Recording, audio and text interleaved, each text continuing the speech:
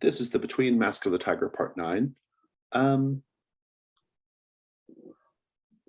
Let's review threats.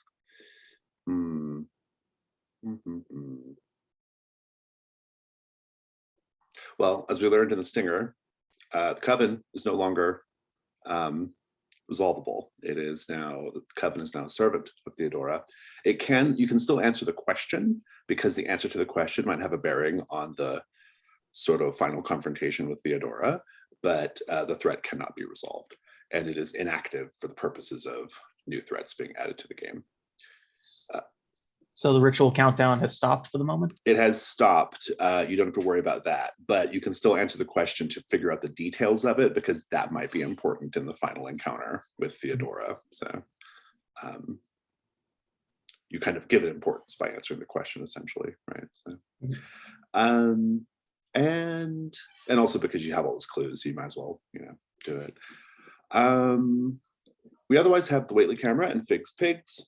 I have not updated the Figg's pigs part of Threatkeeper. I will do that soon.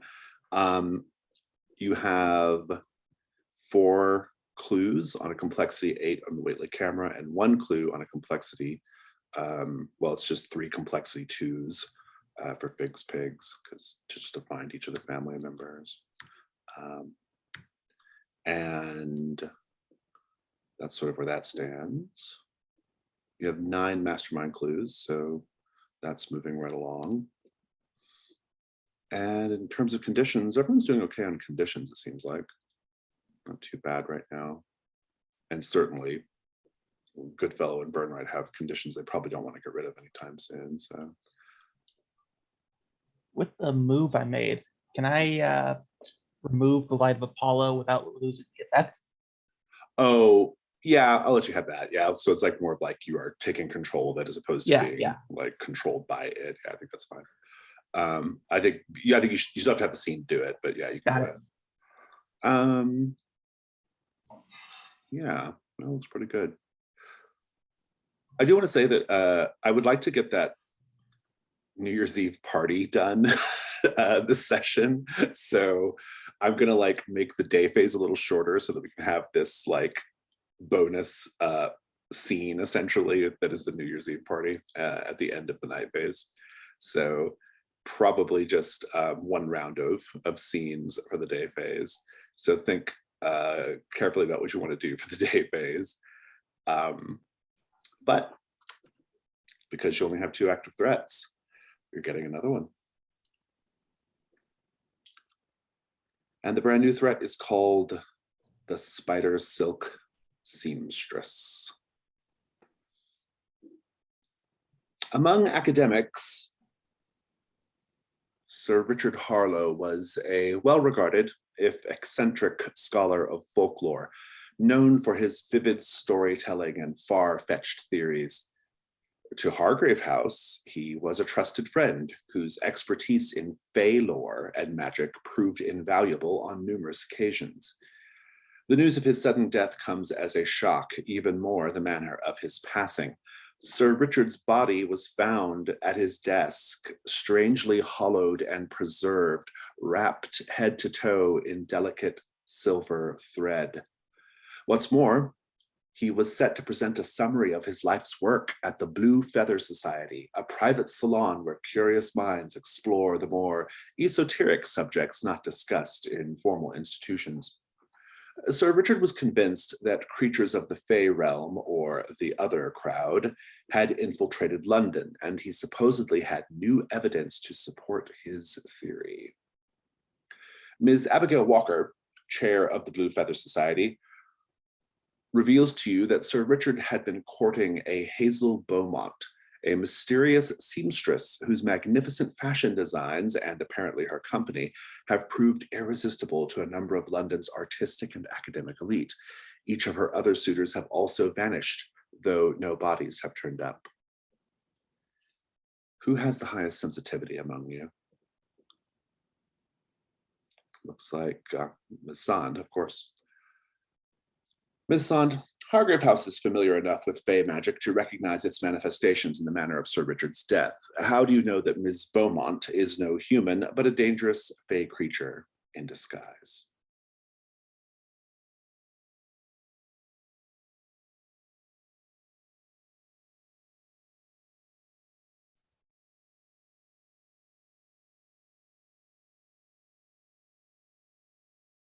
It is normal for bodies to grin in the process of rigor mortis, but it is not normal for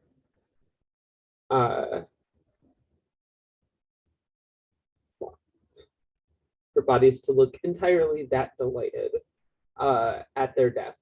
And also, there was the presence of 3 silver coins under the corpse's tongue,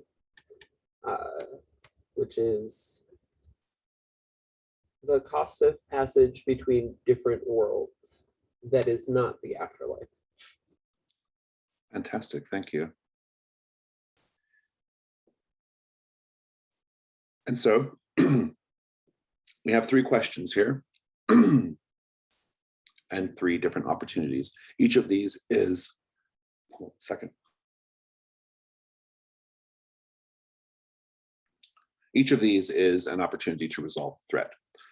The less complex ones are the more dangerous resolutions. So it's one of those sort of escalating, flip-flopped danger ones. The first, the least complex question, but the most dangerous to resolve is, how is the creature ensnaring her victims? It's a complexity 4. It allows you to resolve the threat by allowing a hunter to be lured by the seamstress as bait, then capturing or destroying her. The next question is, what is the creature's true name? It's a complexity 6. Resolve the threat by learning the creature's true name, gaining power over her, and dismantling the binding rituals which sustain her in the human realm. Fae names can take many forms: a fleeting series of images, a song or a poem, a word unknown to human tongues, or something else. The last question is a complexity 8. What does the creature truly want? Resolve the threat by striking a bargain with the creature in accordance with ancient Fae customs. So long as the agreement is kept, you have access to a brand new move, Draw the Veil. We also have an aspect of the Janus mask here called the Mask of Glamour. Now, this is an interesting threat because of the presence of Mr. Goodfellow in Hargrave House. And I wonder, Mr. Goodfellow, if you may already have like some kind of connection to Hazel Beaumont, or at least be aware of Hazel Beaumont's presence in the city. And maybe if I wonder even if you have any connections to the Fae realm still that are worth discussing, or maybe we discover as we play, but it's something to think about for sure. Mhm. And so, with all that said, let's do a round of day phase scenes. Let's check in with each character, find out what you're interested in doing, and then we'll get the scenes going. Well, Mr. Goodfellow, what do you want to do? I want to drop by and see the Man in the Sun mask. Sounds good. Burnright?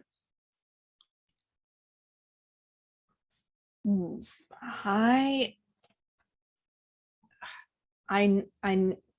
need to get the camera like resolved. I that seems like the most pressing issue at this point. At least get more clues on that. So maybe heading to the Society of Skura? Yeah, society. I was also going to ask the Man in the Sun mask about the camera, because we have the bonus with him. So if Burnright wants to tag along with Goodfellow. The Man in the Sun mask is probably helpful for both Hazel Beaumont and the camera, right? Mm-hmm. I mean, so he's a very useful NPC in that regard. Ms. Sun, oh, sorry, go ahead, Bernard. Yeah, I'll mend. I'll go with to the Man in the Sun mask, because I still owe him a meeting. It's been a while. Yeah. Remind me what the nature of basically, that was. I put him off. I'm saying, oh yeah, I need to go resolve this issue with the Limehouse Lurker. I'll come back the next night, and that never happened. Right, yeah. I'm sure he's not too heartbroken over it. He seems like the kind of person who manages to get about his day in a way that works for him. Ms. Sand, what will you do today? I am curious about investigating the spider silk seamstress. So perhaps commissioning a new garment. But yeah. Her shop is right there on Savile Row, so you can definitely go there. You probably have been in fact. Fantastic. Okay. Why don't we start with that scene, in fact? On my way there, I am going to pick up a fresh loaf of bread with some honey and clotted cream. I love it. That sounds delicious. So, Savile Row is a street in London, vibrant, bustling storefronts, relentless displays of luxury and excess. Let's paint the scene, everyone. They say a perfect fit makes you feel like a new person. How do the wares on display tempt you to reinvent yourself, even assume a new identity? And for Burn right in, Mr. Goodfellow, this is, maybe you've been there before. So.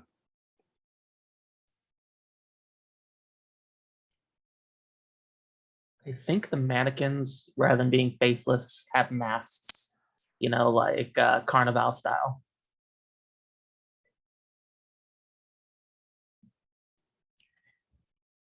It's more theoretical for Burnright because these clothes, despite their extravagance, is actually kind of affordable. It's would be a lot more pleasant than the grave clothes that Burnright tries to get.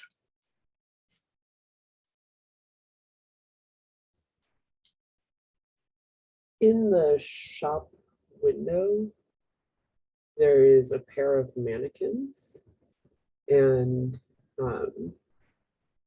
the female mannequin is wearing a nice black dress with a vermilion fur hem, but the male mannequin is wearing a sapphire vest and like waistcoat. And I think the dynamics of the two, the male mannequin is much more my style. Intriguing. And so the store front of Ms. Beaumont's is, you step inside and it's filled with people. I think it's a Saturday afternoon, so there are middle and upper class ladies there with their husbands, and they're looking at gowns that are on mannequins, and there are big bolts of fabric on the wall, and they're kind of like looking at the different fabrics. Ms. Beaumont famously does not actually tend to any of the customers. She does her work in private. Instead, she has a pair of sisters called the Sisters Sendula. I shall type that for you here until I update the sheet. Who tend to the shop. And the Sisters Sendula, upon seeing, or upon you entering, Ms. Sand, they look up simultaneously and they move with a grace to where they practically glide to the front of the store, and they say in unison,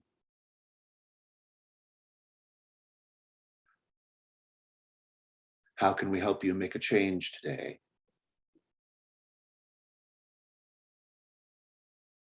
The Sisters Sendula are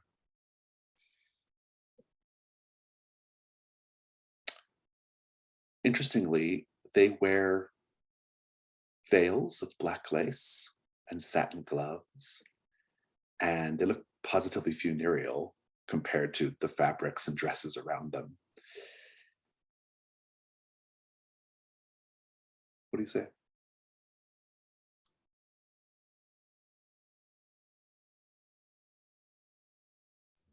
I think I'm a little bit spooked by the veils because they are still black veils. But I think I power through.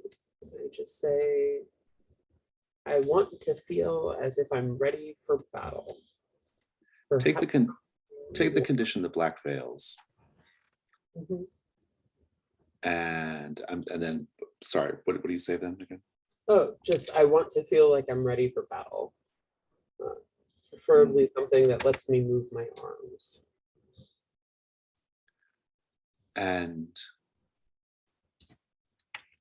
they look at each other, and then they look at you, and one of them says, perhaps something more masculine. Yes, that's exactly what I was thinking. The other says, and do you have a color you prefer, madam? Well, scarlet, of course. And they say, do please continue looking around. We shall consult Miss Beaumont and see if this is something, well, she'd be able to make for you, especially. Well, I did bring some refreshment to enjoy while I waited, and I hope that you will help yourselves should you so desire. And I lay the bread and milk and honey on the counter. I like it. They are mechanically dangerous and therefore not easily swayed by anything you do. But I think it's probably enough to give you the run of the place while they tend to customers. And you notice they never actually go anywhere to talk to Miss Beaumont, wherever Miss Beaumont is. They never physically go anywhere, but they are helping other customers. You can notice a strange tension with some of the customers because especially new customers are not accustomed to talking to these women who are like practically like at a funeral, right? The way they appear and the sort of solemnity with which they speak. But the customers are soon put at ease by reams of satin and velvet. Right? So what do you do then?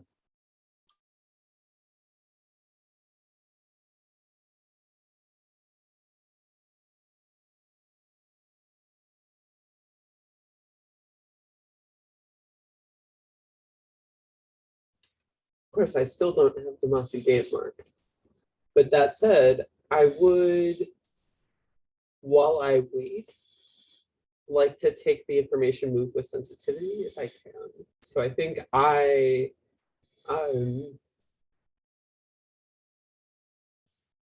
perhaps I prick a finger on a pin somewhere left discarded and just rub gently that little drop of blood over the clotted cream on pieces of bread that I take. I like it. It's very good. Go ahead and make. You can do a thinning of the veil if you want. Sure. Since you're using food, it's not quite tea leaves, but I think it's close enough, probably. Yeah, so I can ask what is about to happen. Yeah, what is about to happen? You are going to find the stairs that go down to Hazel Beaumont's private workshop. Ooh. You can- I rolled a 12. Ah, very good. You can also ask, why is this about to happen, if you wish. You don't have to. I don't think I need to know why right now. And you'll also find a clue. We'll come back to that. Let's go over to, do you want the scene before you get to Limehouse, or do you want to just go straight to Jenny Johnston's?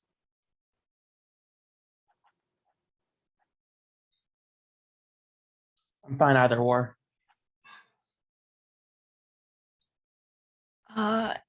Less than a full on scene, but more rather like a montage of just traveling there. Sure. There, it's very tense, I think, inside the cab on the way there, and just like Burnright is just staring like daggers at Mr. Goodfellow, just as though Mr. Goodfellow like has personally like offended him like in this moment, but rather it's just a long grudge that keeps on going over itself. I don't think Robin notices at all. I think he's like so used to Burnright just being there. He just like looking out the window and is occasionally like, Burnright, are we there yet? Not yet, sir. Dear, such a long drive. Do you bring any snacks?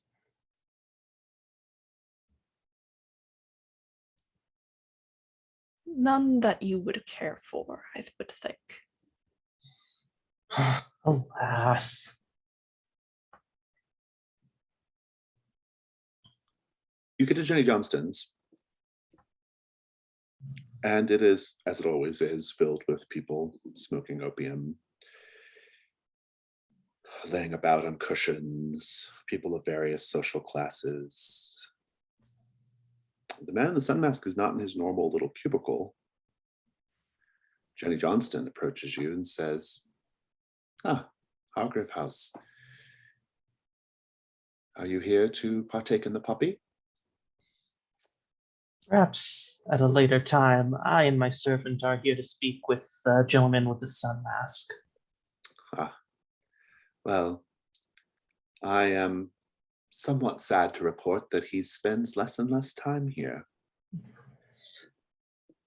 Well, always difficult to lose a trusted customer. Tell me, He do you is know what lately spending quite a bit of time with a group of wealthy photography enthusiasts. I was invited to one of their gatherings recently, and I should not like to repeat the experience. Oh, I know. Terribly dull group. And Mr. Goodfellow, you kind of know this already because you were there when the man in the sun mask was there, right?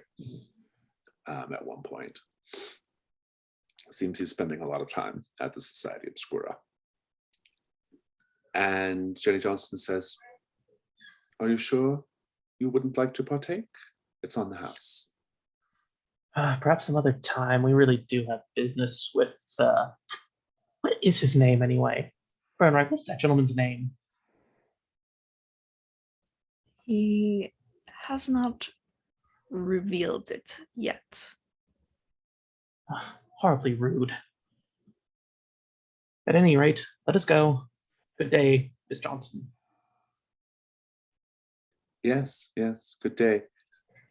I need to check in as an out of character question. This is one of those, like, I have too many campaigns going at once questions. What's the status of your DI Pettigrew in this campaign? He's around? still alive and kicking. All right. And he's still a pain in the ass, I take it. I'm not sure because I don't remember because I also listen to your campaigns a lot as well. So I'm trying to remember what happened to DI Pettigrew. is he a servant of yours, Mr. Goodfellow? I don't think he's been introduced yet. Has he not showed up here? He might not have. Maybe I maybe think the he did show up in the very first session and harassed the mother. And That's then right, the he mother did. Yes, exited that's stage right. left. He also went off stage left. That's right. As you are turning to leave, as you step outside, you do see Detective Inspector Pettigrew with his fussy little mustache and tweed coat. And he says, I thought that was you. Oh no. He says, Burnright. Who is this gentleman? This is D.I. Pettigrew. very He- little escapes my eye. Don't let him get talking, please. Very little escapes my eye because my eye is well trained to suss out the details. I am Detective Inspector Pettigrew. And you are precisely, sir. Robin Goodfellow. Robin Goodfellow. Charmed. Yes. He's looking through his notebook. Right. Yes. Splendid. I'm told that's a reference to literature. I can't read. I'm here about a very important matter, a matter that weighs heavily upon the minds of those of us at Whitehall. And that is the location of this Christmas Eve killer, the one who tormented the ballet recently. I'm sure you recall it. It was in all the papers. Mm. And then suddenly kind of just stopped, didn't it? I tend to give a New Year's Eve gift to the Queen and the City of London in the form of the sculptor, and I've heard that he has been seen round about your place. He has. Oh, he has. You are confirming it then? I'm questioning it. Ah, I see. Well, yes, that's what I've been told. I was wondering if perhaps I might come by tonight to look into the matter. Or even right now, if you're not too busy.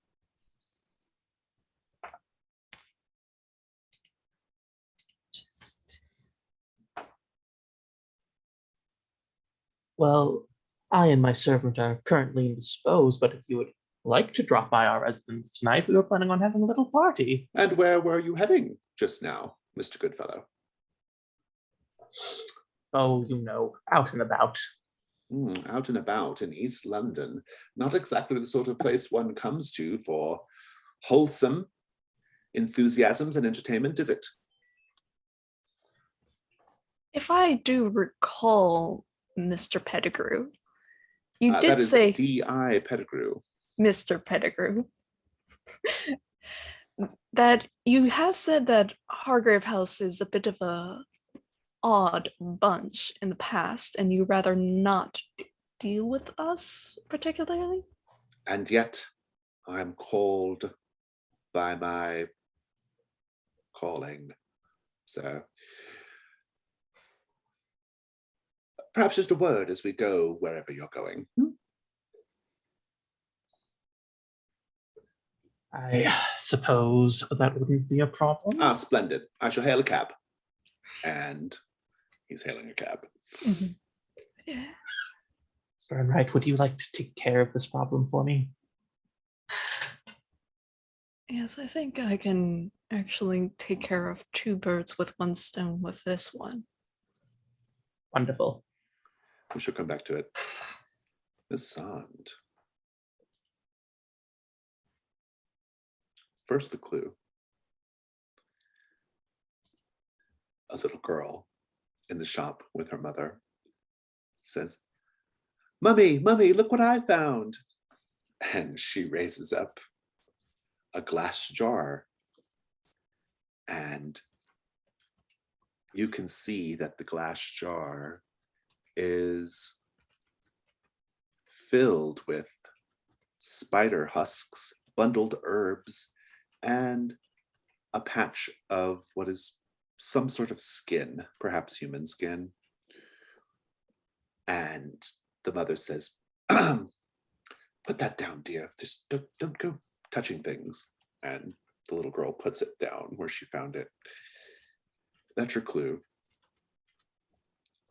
And then your eyes drawn even further past that scene toward the back, toward a tall folding screen, lacquered and painted with a scene from ancient China.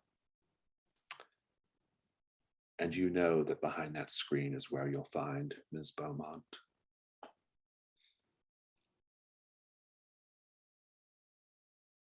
What do you do?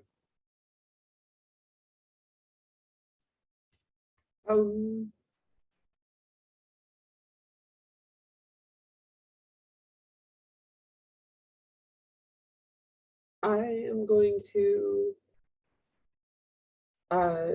just step behind the screen to confront Miss Beaumont. Not confront. Confront is a little too aggressive, but to find. You step behind the screen and you see stairs that go down to a basement level. This sort of spiraling, tight spiral iron stairs. Do you go down? I do. You go down the stairs into what is Ms. Beaumont's private workshop. It is dark except for, or it would be dark if not for dozens of lamps hanging from the ceiling. Their flickering light practically clawing to escape this room. Shelves overflow with cascading bolts of expensive cloth. The walls, curiously, are overgrown with grasping vines and withered flowers.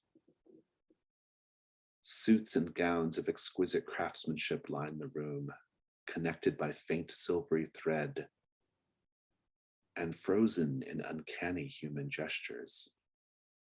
Instead of mannequins, they are posed on the hollow bodies of Ms. Beaumont's former suitors. Let's paint the scene, everyone. The bodies dressed and preserved here have been arranged with obsessive attention to detail. How does their presentation mimic the setting of a Fey court?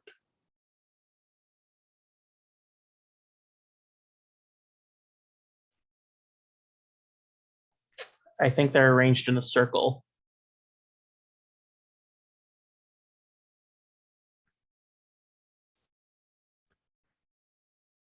In their hands, it's there.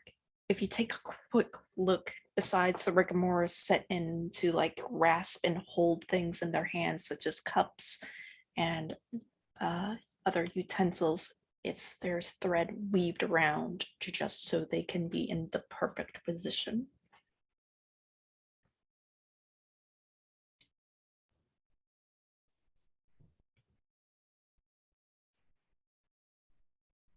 Each within that circle that they're arranged in, they have been clustered into groups of 2 or 3.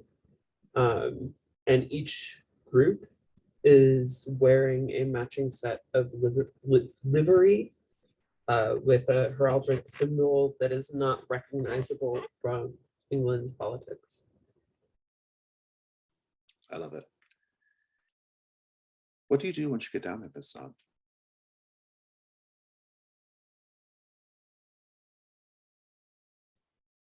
I think I spend some time taking stock and then call out and just say, I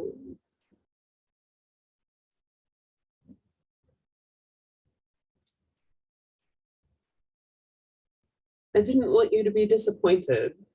I brought refreshment and left it upstairs with the sisters who watch your shop.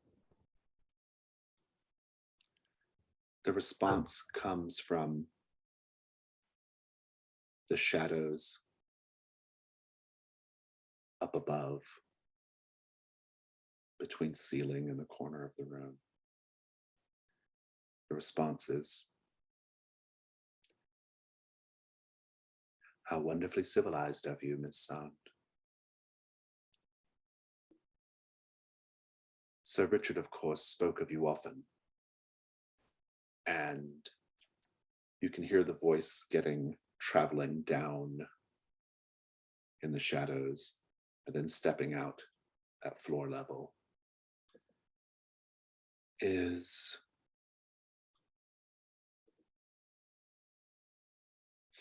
a middle-aged woman, quite captivating in her beauty, despite the fact that she is a little older. She is positively layered in fine silk veils, scarves, and extravagant gowns, all atop one another. So she's just this wide, almost like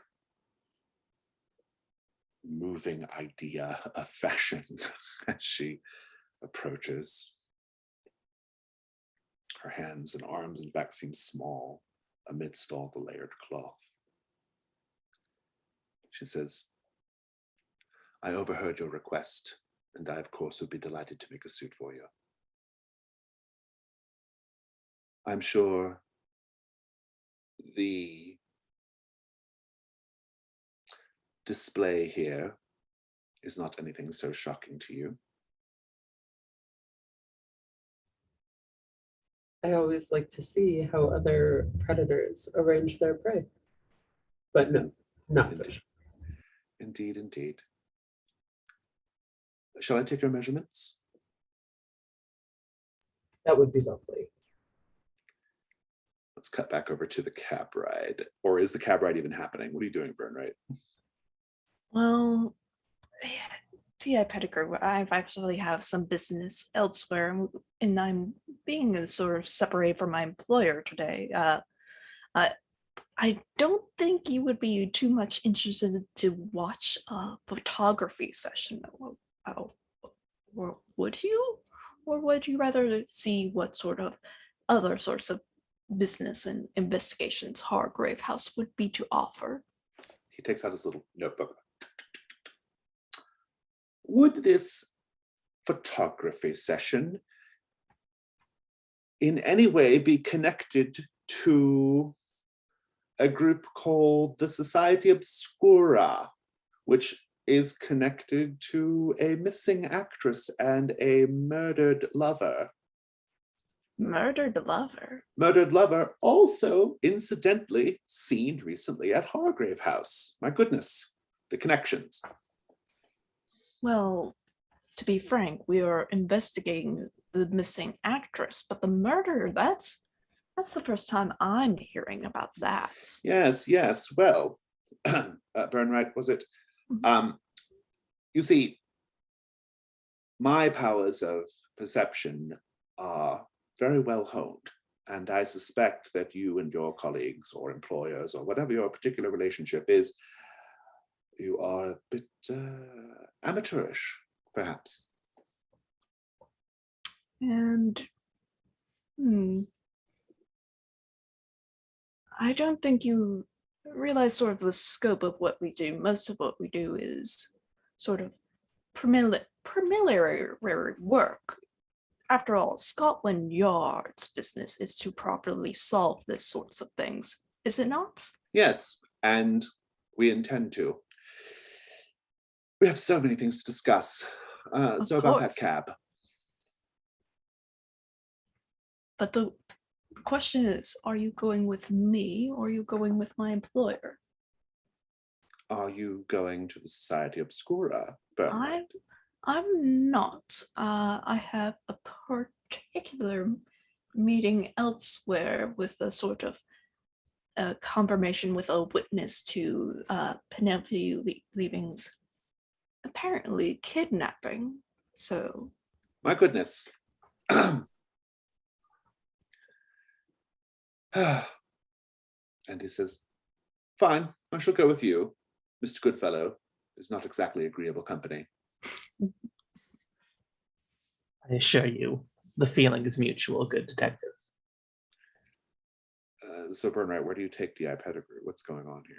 I'm taking D.I. Pettigrew to murder him, so. I wondered if that's what was about to happen. Yeah, I'm taking him down these sort of winding side alleys and just trying to get away from the crowds and just in this sort of quiet area. And like, it's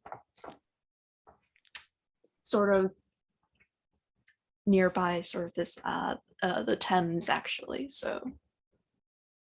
Easily dispose of the body, I suppose. Easily dispose of the body or have an easier time with murdering him by drowning him or what have you. Well, so how I are you still going to want do the it? body. How are you going to do it? Once you lure him away. As I say that, well, this is sort of the beating spot, and just as like just walking around, and D.I. Pettigrew's probably just talking his head off about like sort of the details. I'm going to push him in and then hold him down under. That is the day move with vitality. What are you afraid is going to happen if you fail? That I literally D.A. Pettigrew fights me off and gets away. Like, yeah, and then you'd have a whole lot of troubles at that point. Go ahead and roll with vitality. Reference.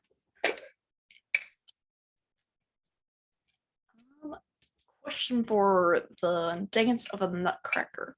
Is it sort of retroactively works? Yeah, so we should read that. If you're going to present the body to the sculptor, it can work retroactively. So basically, you can add one to this vitality roll if that's your intention. Yeah, I'm looking to use all of my resources possible. So give me a moment, please. Sure.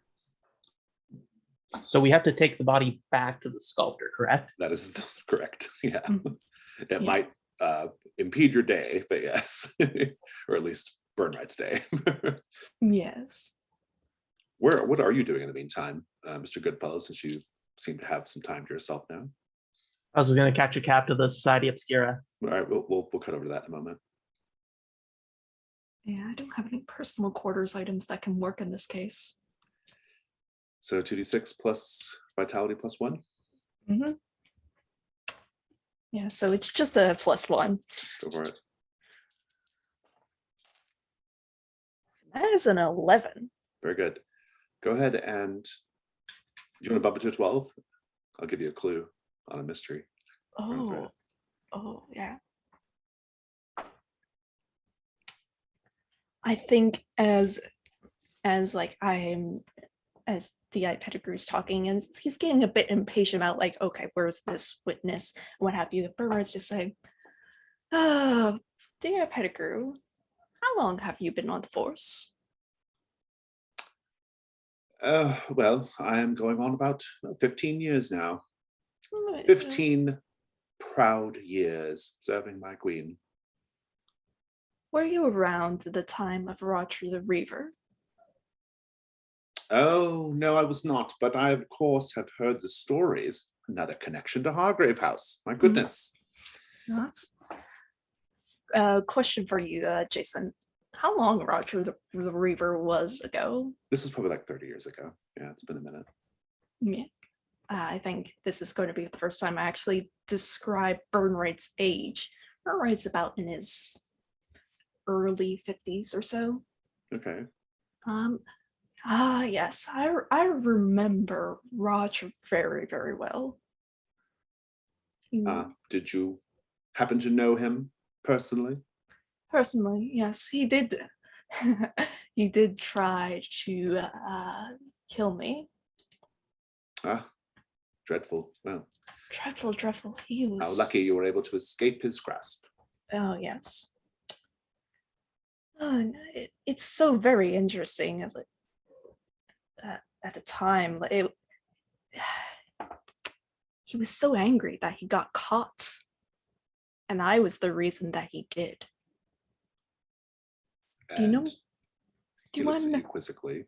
Do you want to know why he got caught? I suppose.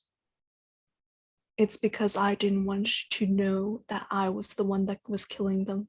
And I shoved D.I. Pettigrew in. Very good. I love it. I'll give you a clue in a moment.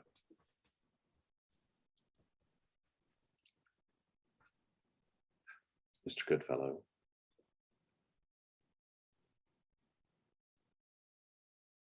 You're at the Society Obscura, and you are met by Periwinkle at the door. Periwinkle is currently dressed in sort of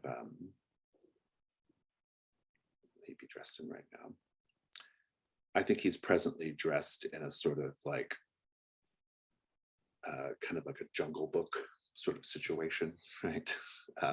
Loincloth and such. And he says, Mr. Goodfellow, I didn't realize you were sitting down for portraiture today. Perhaps I missed something on the schedule. No, I merely dropped in. Periwinkle, did I come at an inopportune moment? Oh, no, of course not. You know, we've always got something going on here at the Society Obscura. Exploring new boundaries and territories of expression. Of course. And I kick off my shoes and just let the glow from the light of Apollo start shining through. He says, his eyes wide, and how is Miss Sand? She's doing something or other. Yeah. I am not my sister's keeper. And he slams the door really quickly as if he's scared of anyone seeing your glowing feet. And he says, well, Mr. Goodfellow, what am I looking at? Just had some cosmetological treatments lately. Tell me, where's the gentleman in the sun mask? He is upstairs. I'm sure he'd be very happy to see you. Shall I take you to him? Yes, please. And I hand him my coat. He takes it and he leads you upstairs, looking back repeatedly at you, eyes wide with what he's looking at. And we'll cut back over to Miss Sand. Miss Sand.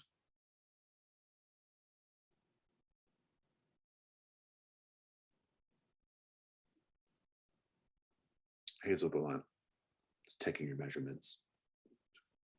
She says,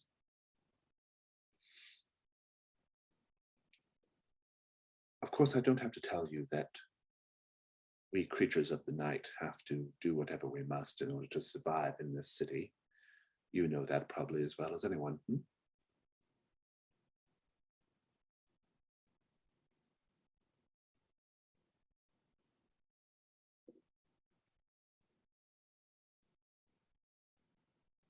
That was to Miss Sand.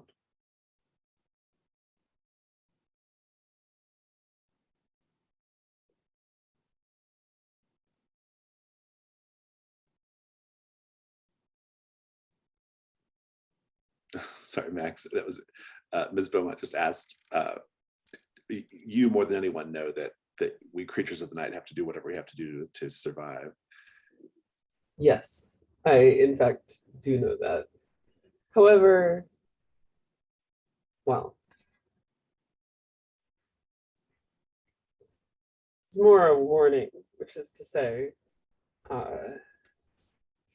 whatever you have to do to survive, yes, but attracting attention is dangerous. And your most recent suitor's disappearance raised some, well, not disappearance, I suppose, just,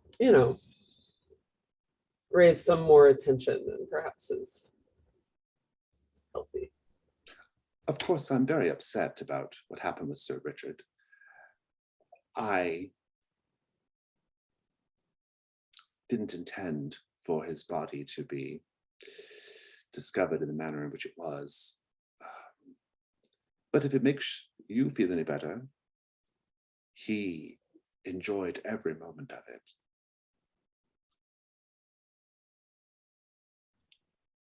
I have no doubt of that. I never, in fact, had any doubt of that.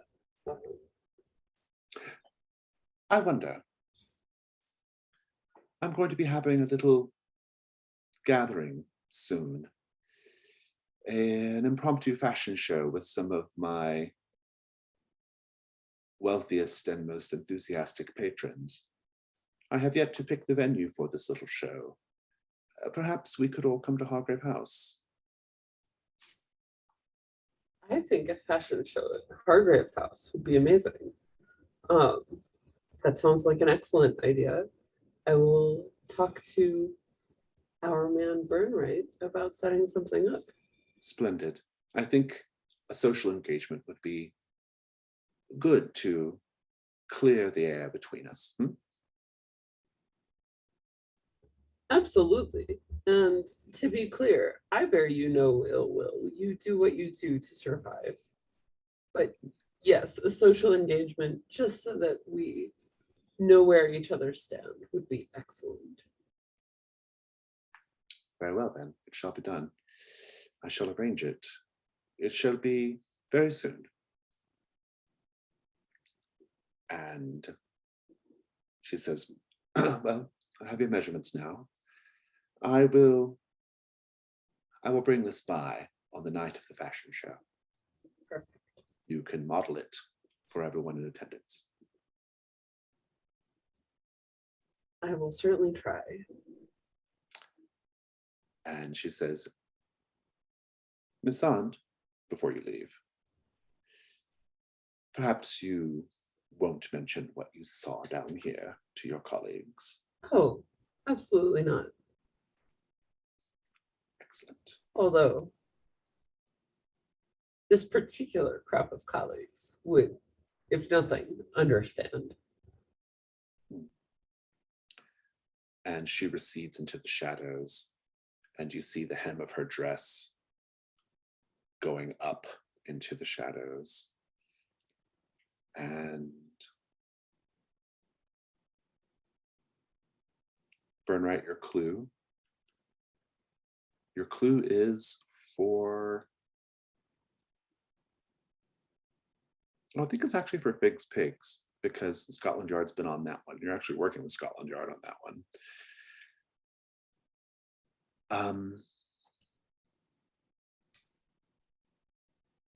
He has in his pocket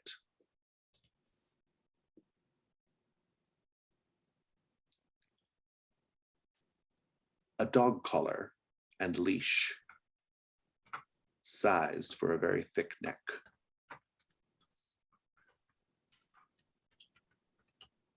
D.I. Pettigrew. Indeed, indeed.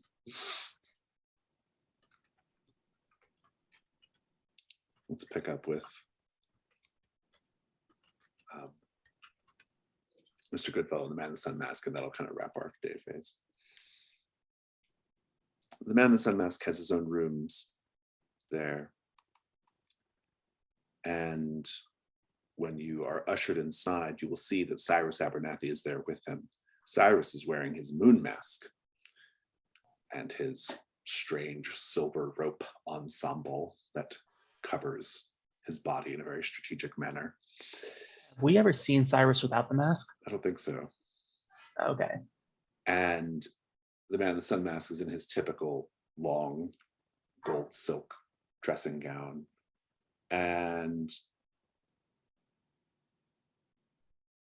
they're both smoking opium when you go in. You smell the ammonia smell before you even get there. And Sun and Moon both look up at you. And Cyrus says,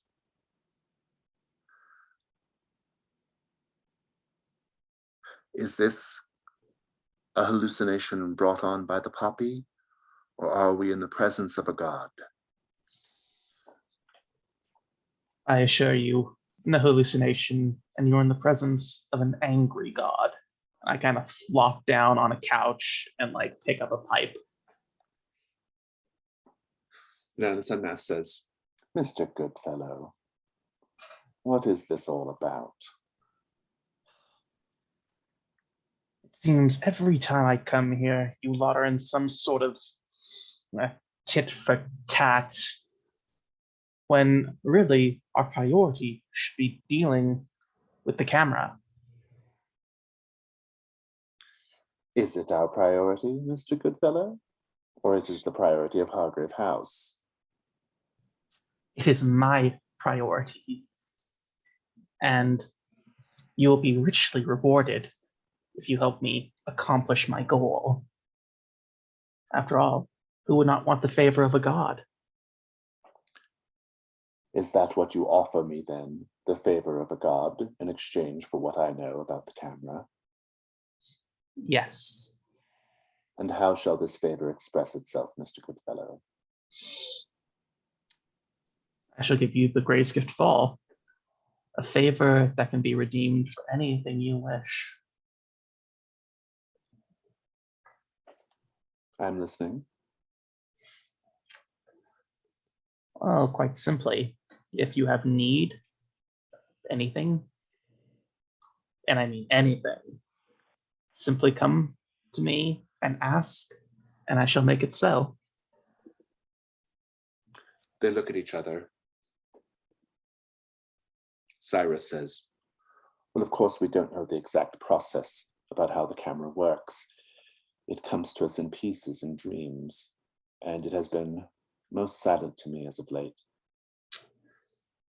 And you, good sir, turning to the Man in the Sun Mask.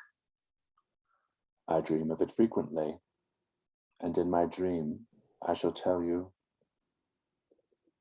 what I see in my dream. And per the having the Man in the Sun Mask in your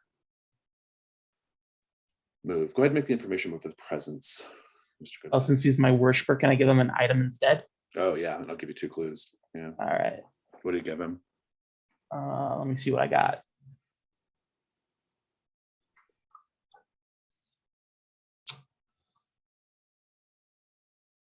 I can give him something that's already been marked, right?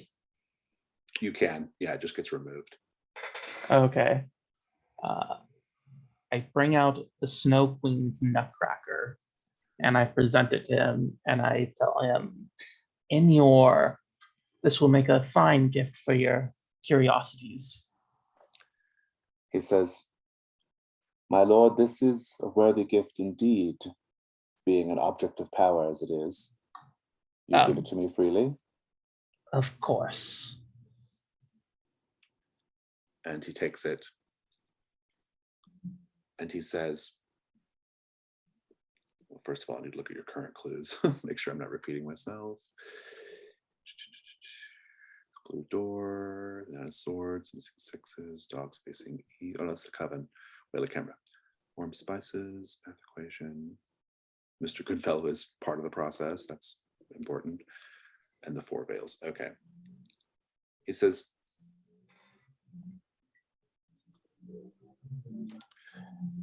"In my dream,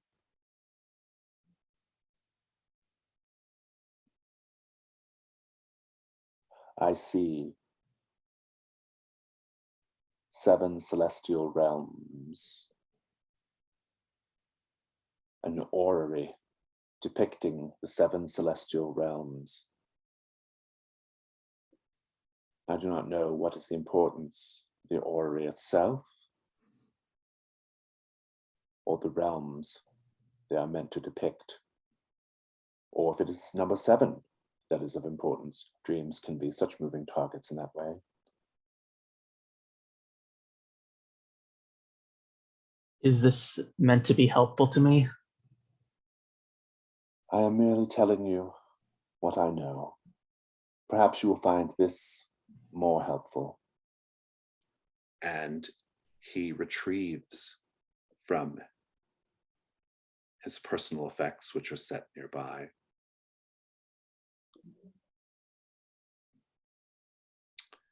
the script to a play. "The words in this play came to me in a dream, and I had it set to type immediately. It is called The Ecstasies of the Pythia." Sounds riveting. Tell me, can you read it for me? "I shall be happy to perform it with you, sir." Lovely. Will we need any other performers? Perhaps if you wish to commune with the Waitley camera, the play is critical to that process. We can perform it then. Indeed. I shall gather the cast.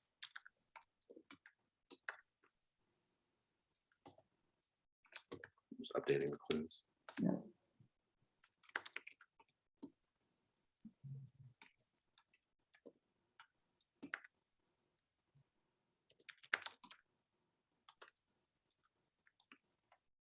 And that will be the day phase. And a little bit of housekeeping. For ordering the murder of D.I. Pettigrew, I'd like for you to mark the reflection, Mr. Goodfellow. And otherwise, I think that's going to do it. Let's go ahead and let's take a break. We'll come back and do the dusk phase after a break. Let's take 5.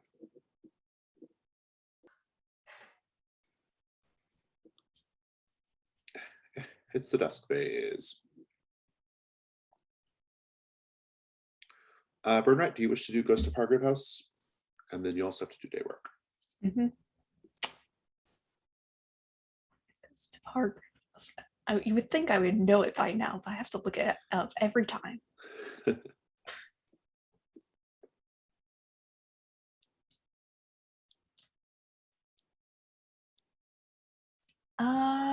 I'm going to just give back the large dusty tome to Miss Sand. Very good. It's no longer dusty.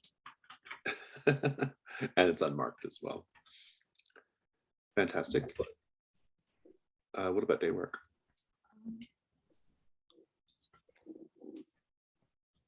Teamwork. I get to ask a question about threat. Hmm.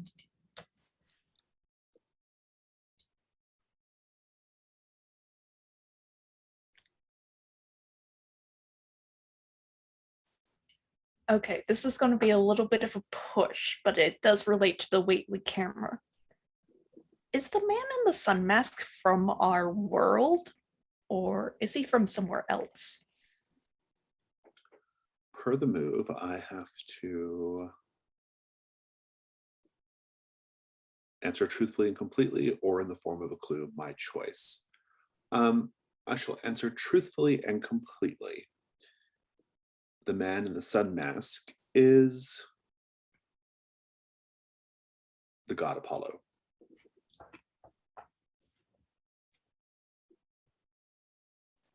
So no, he's not from your world, though he's Okay. very connected to it. He likes it here. He likes it here. Indeed. And so, moving on. Let's talk about Hargrave House. Let's go to the kitchens, or the kitchen. The kitchen existed long before the rest of the house, having been part of a pub that stood on the spot before Belgravia was redeveloped to be a residential district. What do you see that reminds you of this fact?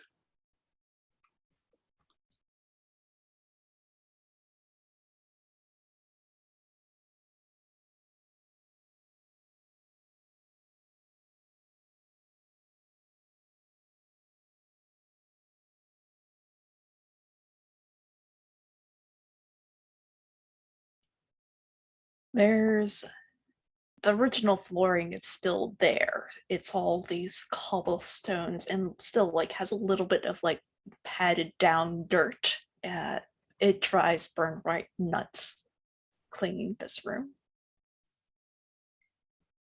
I think there's a really old, black heavy cauldron that used to be used for like the communal stew dish, but now it's mostly just kept like on a whole rooms in it, like a storage container in a corner that's still there.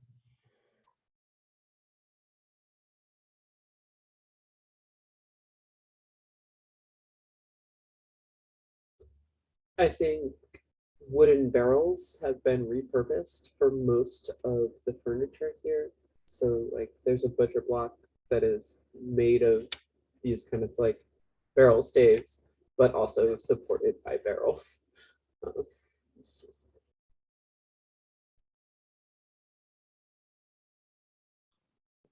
I love it. And that leaves us with, what is everyone doing tonight? Bernright?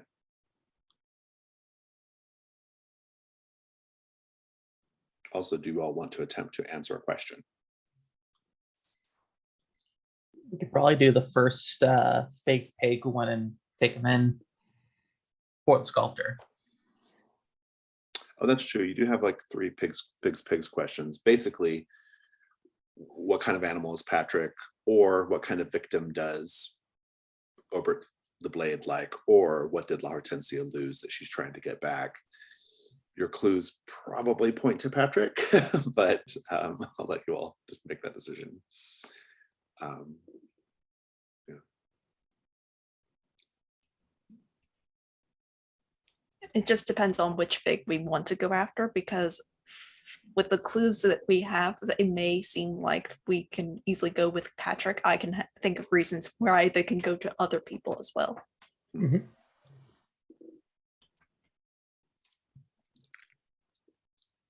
It's up to you if you want to propose a theory, or you can just go gather more clues.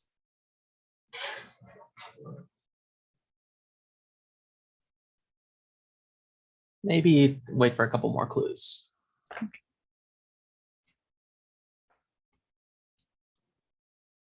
And I would say you're probably still a little short on the Waitley camera, to be honest. Yeah. We would be rolling at a -2. Yeah, it's not a great one to to like mess up on. Okay, so what are you gonna do tonight, Bernright?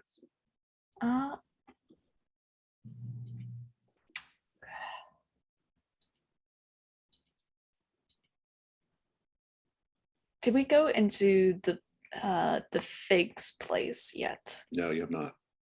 Okay, I would like to go there. Sounds good. Mr. Goodfellow, what are you doing tonight?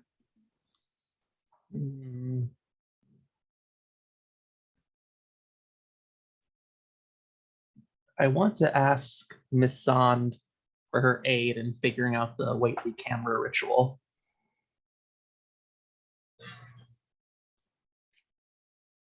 Where would you be pursuing this? Like researching in Hargrave House, going back Yeah, to Society yeah. Obscura? Okay. Perhaps there's a ritual we can do in the house to get more information. Yeah, that sounds good to me. We What do you think, can't Max? use the ritual room for this. Just saying. Okay. Ms. San, does that sound good to you?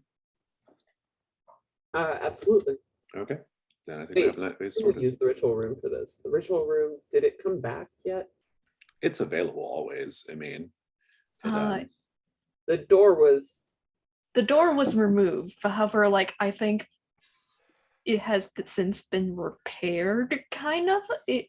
There's a hole in the wall. it's seen a lot of action, but I think it's probably still usable as a ritual room. So there might be a stray ghost or vampire in there at some point. Okay, good. I love all that. Let's keep going with our dusk phase here. Does anybody owe me Janus Mask right now? I do. All right, you want to read the prompt? Narrate a flashback to your young adulthood before you were a servant that shows your most significant triumph. This is going to be a little bit odd because at that point, Burnwright was working for Hargrave House, but wasn't a servant of like anyone in particular. Burnwright's, I would say, sitting in a chair in the parlor, just casually reading a book, and it's like he checks like the time, and it's like, oh, I have things to go get to. He puts the book into his jacket pocket, and quite suddenly there's a slamming of the door, and it's sort of a soaked like Roger bursting in, and he's like, you did this, you told them, and like Roger pulls out a gun, shoots Burnwright, and like as like this is like Burnwright's reeling from this, Bobby's come in and like bursting and like dragging Roger away, and like Burnwright pulls at like his jacket, and we see like the bullet lodged into a book, the same book that we've seen that has Burnwright's name on it. Fantastic, thank you. And that leads to the unseen. Let's present the unseen. Today we're going to do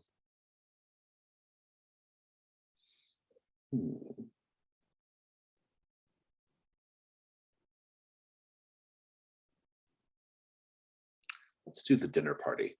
This is in the third row, the very first one. Eric Taylor has a good job as a clerk, and with his wife Abigail, they form the very picture of the respectable new Victorian middle class.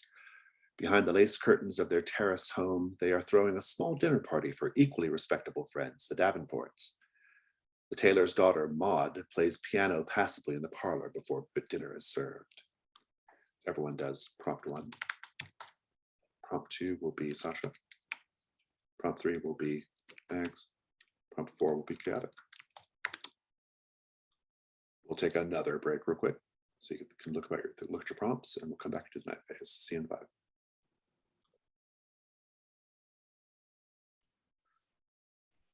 The dinner party. As the Taylors and the Davenports enter the dining room, what do we see that shows the Taylors have made their best efforts to impress? And how do we know the Davenports are a rung above them in terms of wealth and prestige?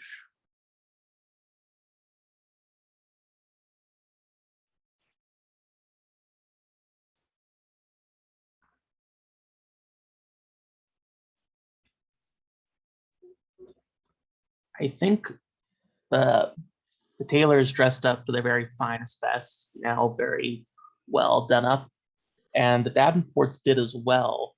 But you can see in sort of the tiny details that the Davenports' clothing is just a bit higher quality.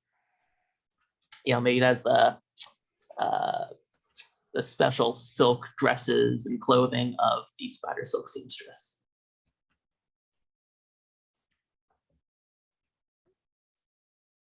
It's the slight comments from the Davenports about, oh, you don't have a servant to pour us our drinks and what have you. We have to pour it ourselves and whatnot. It's besides that, the meal that's set at the table is perfectly wonderful. But it's the little things. I think as part of that, there are actually like 2 or 3 decanters of port with fresh oranges sliced into them on the table, which is quite luxurious. But because it is a serve yourself style and there is no one there to serve, the other, the Davenports are still a little just, they're not impressed. They seem to be vividly like, oh, we're pouring ourselves. So rustic. Very good. Burnright, you have the run of the place in terms of the pie shop. Do you go in through the front or the back? I think Burnright would go through the back. Good. I think that a police constable expecting you will let you in through the back. The back of the pie shop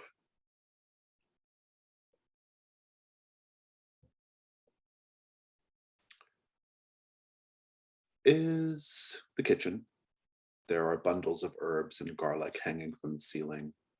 There's an enormous brick oven, and there's a light dusting of flour on most surfaces. Let's paint the scene. Everyone, the Figgs enjoy working together. What do we see that confirms this?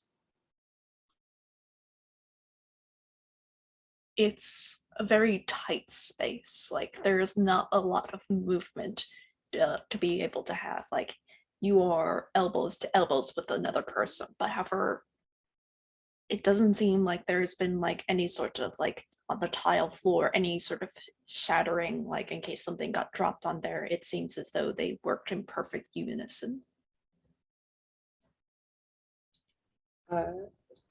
Hidden in a corner now is like a miniature butcher's block with a miniature cleaver, perfectly sharp, for like a little 3-year-old butcher to help with the family business. And it's, no longer necessary, but still there. That's so grim. I love it. It's good.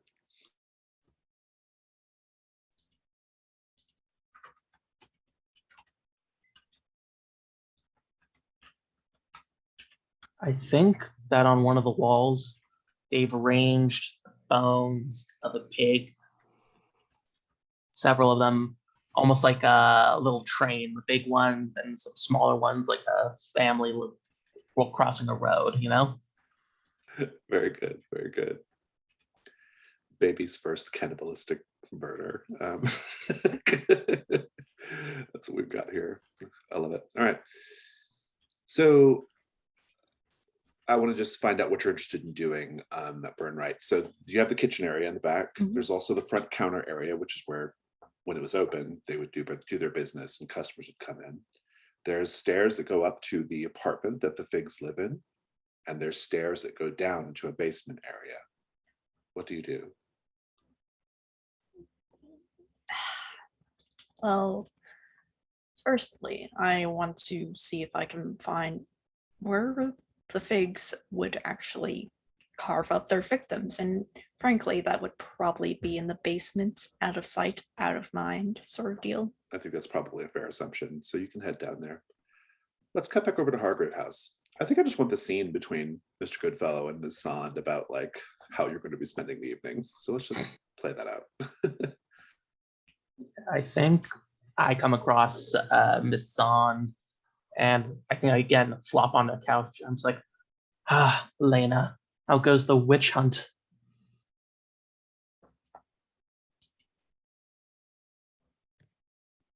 Are you asking that because I am doing the hunting? Or because you assume that I am hunting witches at present? Oh, you know, Burnright talks. He is such a fast learner, isn't he? Always reliable, our Burnright.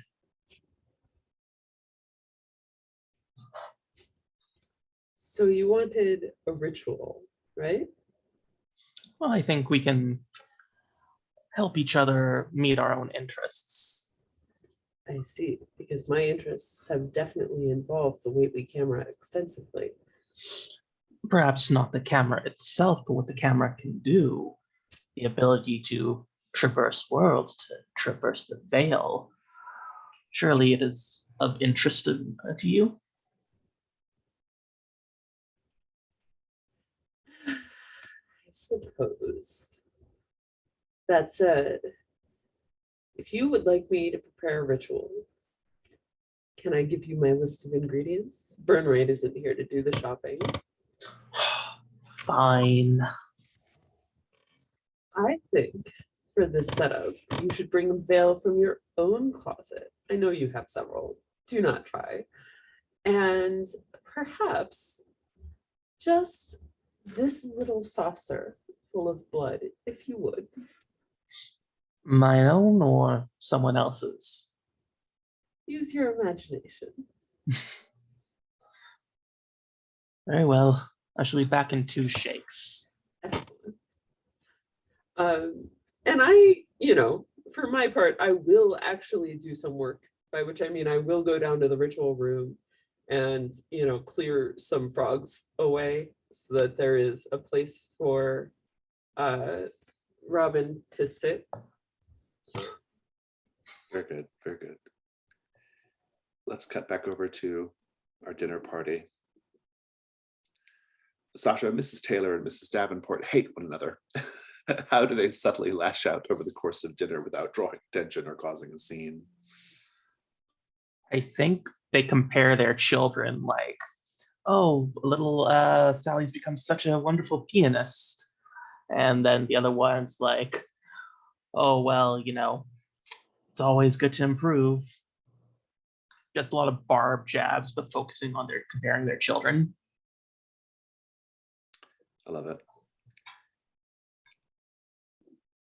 Burnright, the basement of the pie shop, is not a pleasant place. You go down the dark steps, perhaps taking a lantern with you. And you can see that down here in the basement, the walls are covered in streaks of dried blood. There is a preponderance of bones with bits of meat still on them. And written on the walls in ash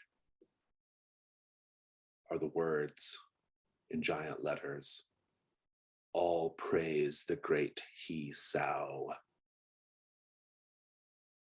I want the night move from you right now. What are you afraid is going to happen if you lose your nerve?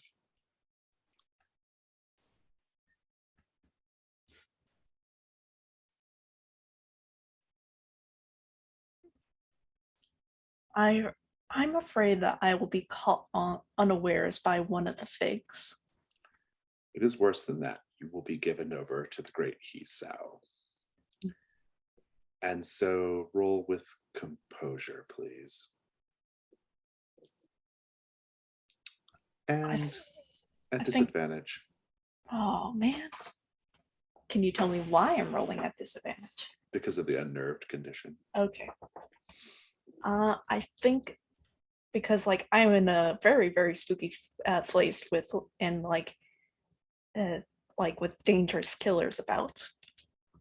I think I would have a pair of fine hair clippers that, or just sharp enough to like stab someone. Just Okay. Giving you some strengthening your spine, as it were. Mhm. You can roll flat dice then, if you mark it. Yeah. No, that is a 6 total. Oh, you're muted. I'll still give you the option to use a Janus mask in a bit, but I will say that we cut away from you with the sound of metal being dragged against the stone.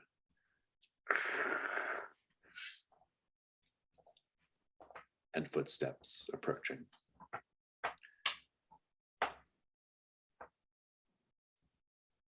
Let's go back to, well, so Mr. Goodfellow, what are you doing with the dish? I think I want to see if Julius is in his room. You can find Julius well enough, easily enough. He's probably getting ready for the night's hunt. Busy, are we? He says, yes. Well, I have 2 mouths to feed now. And whose would those be? Well, myself and my son, of course. Oh, is the little scamp still scurrying about? Yes. He's a bit sloppy when it comes to the hunt. I find it's easier just to bring the carcass here and feast within the safety of Hargrave House's walls. I try not to leave them laying about. How can I help you, Mr. Goodfellow? Well, you know what they say. Give a man a fish he eats for a day. Teach a man to fish. Are your hands and feet exposed right now? I think so, yeah. He says, I would ask that you put on boots and gloves, please, Mr. Goodfellow. Your present affliction is most distressing to me. Is it? And I raise up my hand, just kind of look at it. It is indeed. Though there is something undeniably compelling about your hands and your feet. They have a light that I have not seen in many, many years. Does it frighten you? And I hold out my hand to him. He recoils, and yet he does not turn his eyes away. I take a slow step forward. What would you have of me, Mr. Goodfellow? Well, I ask for that which I give. Blood for blood. Blood, I am perfectly capable of giving you blood, getting you blood. You hear at this point moaning coming from a closet. Says, sorry, the pantry's a bit noisy at the moment. No, I do not want the blood of a peasant. I want the blood of House Julii. Oh, how intriguing. And what blood do I get in return, Mr. Goodfellow? I take another step forward till my wrist is within, very close to his nose, and I just say, mine.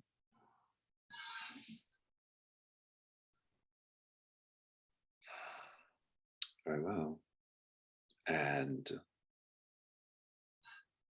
he bites into his own wrist and drips the blood into the dish. And then he sinks his teeth into your arm, unless you'd rather him bite you somewhere else. No, the arm is good. And he begins to drink.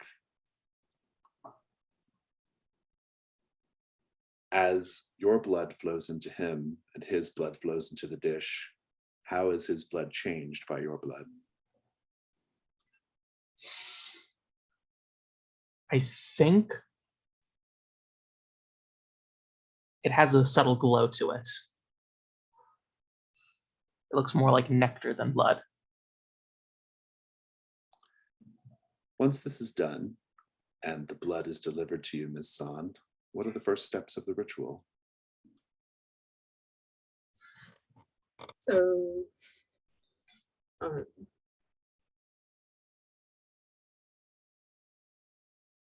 unless Robin objects, I will arrange him. So I have the Whately camera set up, still hooded, but set up, and I will arrange him on the other side of the room.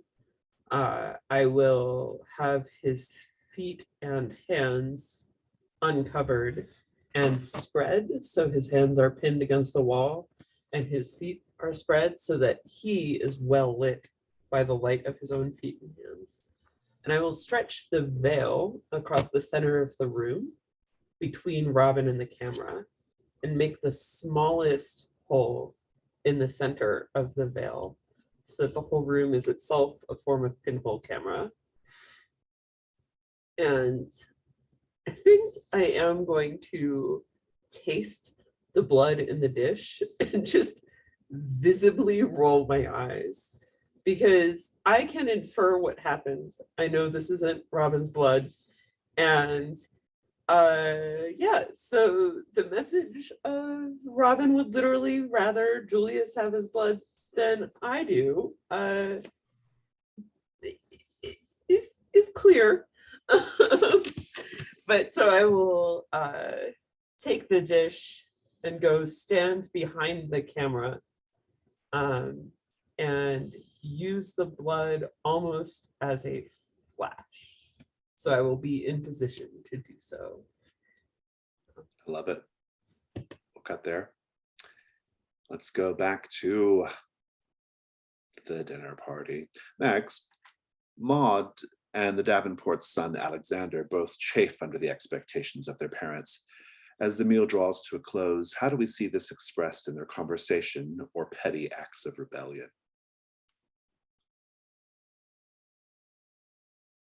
I think Mrs. Davenport keeps trying to push vegetables onto Alexander's plate. And he is grown enough that this is very much, his mom is treating him like he's 4 in public, and he is chafing at being fed by his mom.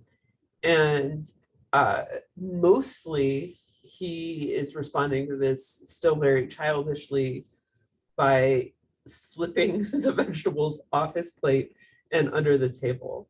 Whereas Maud herself is getting to the place where she is not meant to be directly addressing men. But she leans across the table and invites Alexander to discuss the matter of women's suffrage, which is a very scandalous topic to bring up at such a dinner party. Indeed.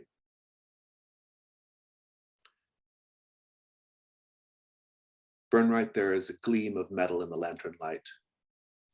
A quick snick. And your head is detached from your shoulders. Mm-hmm. You see, you have consciousness just long enough to see your body slumping to its knees as Ober the Blade replaces your head with the freshly severed head of a pig. And at that, I would like to spend a mask. Indeed. Bumping you up to 7 to 9. Instead, you hear the metal, and Obert speaks. There are only 2 states of being, Mr. Burnright. A piglet suckling at the teat of Mock, swollen and happy, or food for the trough. Which will you be today, I wonder?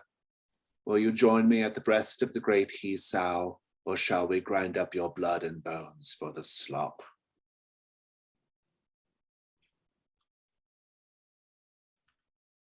Oh, I don't think tonight you'll be suckling anything.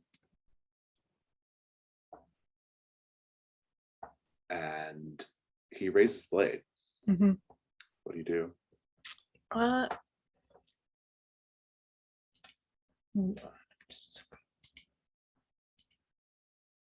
I would like to ask everyone at this point to have a little bit of a discussion about Over the Fig, because I'm in a bit of a sticky situation right now. Oh, you think you might be able to have the answer? Yes. Could be a tough answer, but I'm curious at what people's thoughts are.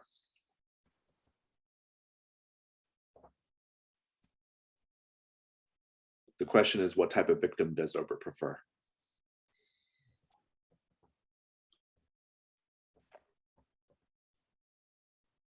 I think maybe it's small, weak people.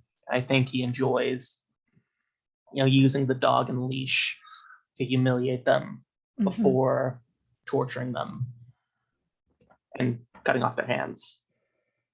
Yeah. That's, think- we do see large skeletal hands, and the collar is sized for a thick neck. That's true. So if he enjoys leading people around on a leash to humiliate them before killing them, perhaps they are not so small. That's a good point. Ober, I think specifically Ober has a preference for men who he thinks that he can control in some way, such as like takes control of like people who are servants, people who have a little bit of defiance because he likes to have like that little bit of pull, but he has to be stronger to like pull back, and that's like, especially with the leash, it's like actually yanking them around. And What is the deal with the escalating or the de-escalating sizes of the skeletal hands? They were in one another. It's actually escalating. The oldest skeletal hand that he has was the smallest one, and like this is just going on for getting into the bigger. kills are getting bigger and bigger. Interesting. What makes, then I like this theory, but you have to answer the question first, Burn, right? What makes you the perfect victim right now in the escalation? Like, I think Obert in stalking like Sasha earlier, and just like was like, okay, I need to find out the rest of Hargrave House. And earlier in the day, he saw me kill Pettigrew. And that's why I'm the perfect prey, because I'm a killer as well. I love it. That's I great. think each Okay. hand getting bigger is because he likes each victim to be more powerful than the last. Right. So while you will not be his largest victim, you will be his toughest victim. That's the way I'm interpreting it too. Yeah, I like that a lot. Let's have dice chaotic. Roll flat. Okay, I'm picking new dice because my other dice have been real bad lately. It's not one to mess up. Okay, that is an 11. Oh, very good. We'll come back to this. I'll let you destroy or capture Ober when we come back. Very, very good. Okay. So let's have fried some salt and smoke and see how that's going to go. Roll the dice first. Let's see what we end up with here. I do want to take a look at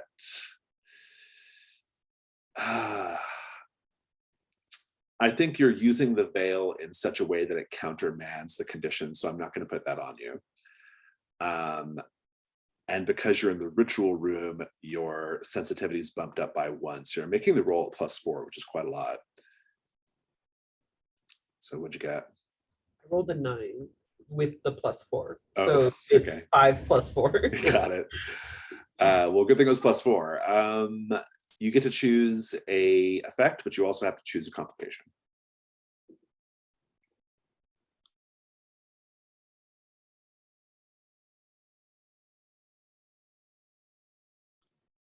I think this is observing another place or time. I would like to take a photo of the other side of the veil.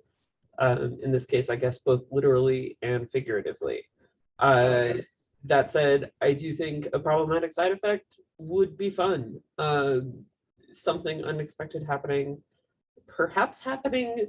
So it will be awkward if it happens to Robin Mhm. because of Burnright's threat to me yesterday, essentially in game, and the fact that we did a ritual and something bad happened to Robin.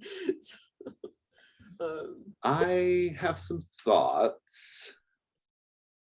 Is it all of your intention to go to the Fragrant Void once you know how to do it?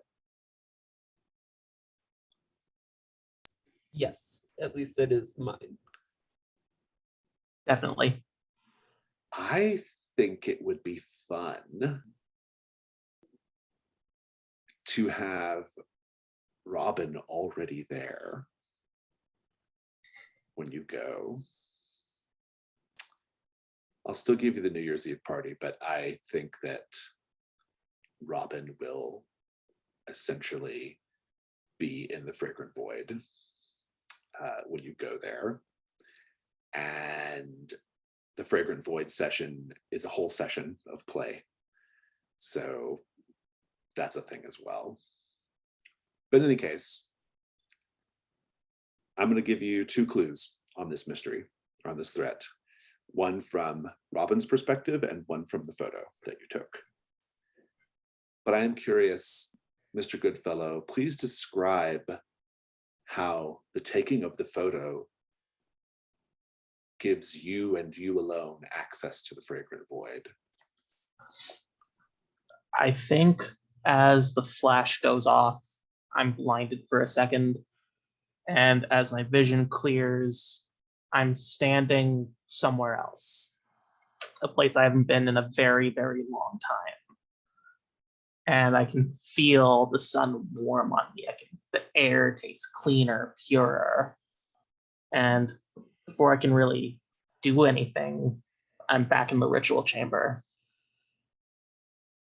I love it. I'll come back with your clues when we get back. Let's go to our last moment with the Davenports and Taylors. Chaotic Mr. Davenport and Mr. Taylor withdraw into Taylor's study for port and cigars. Alone, how do they expose the vices they hide from society to one another? As the evening goes on and sort of they go off to just sort of dismissive of their wives of, oh yeah, we're men just being men and that sort of thing. It starts out fairly easy enough, just some wine and some cigars, and eventually the conversation gets a little bit more heated, and it's not argumentative, but it's taunting and poking and prodding about each of them knowing what the other wants.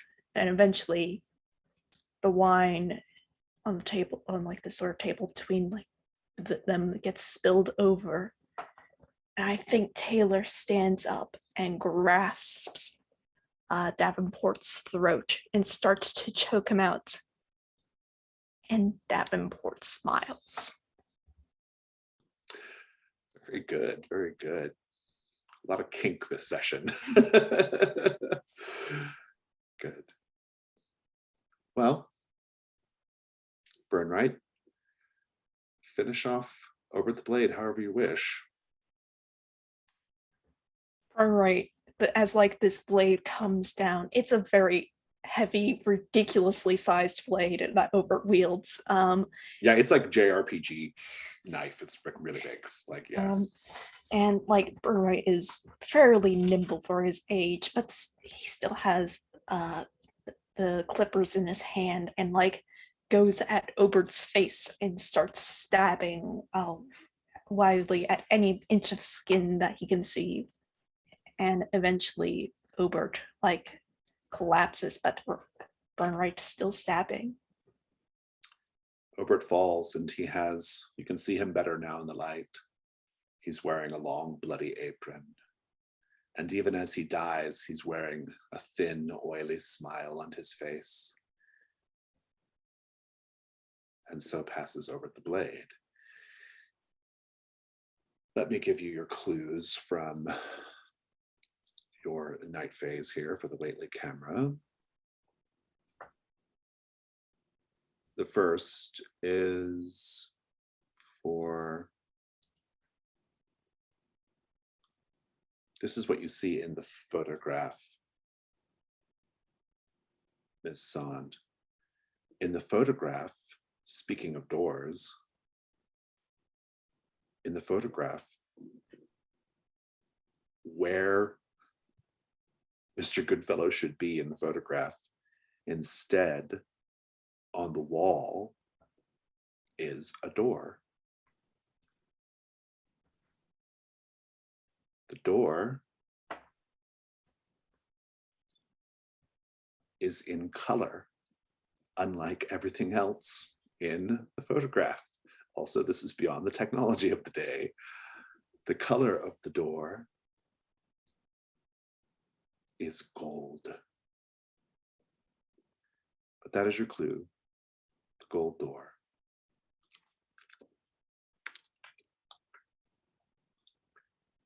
The clue from your perspective is what you see when you vanish or when you have your hallucination or transportation or whatever it is, Mr. Goodfellow.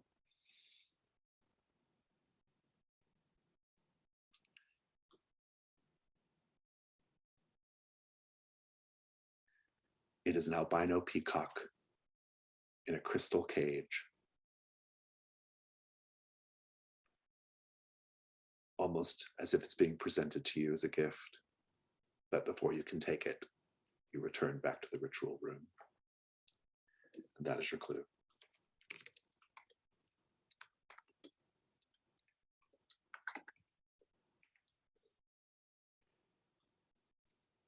And I think I just would like to have the end of the scene there in the ritual room between the two of you.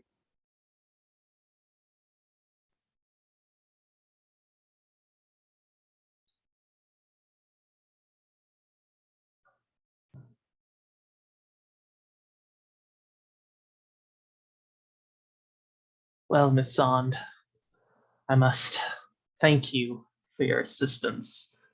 And Robin seems shaky in a way you don't usually see him.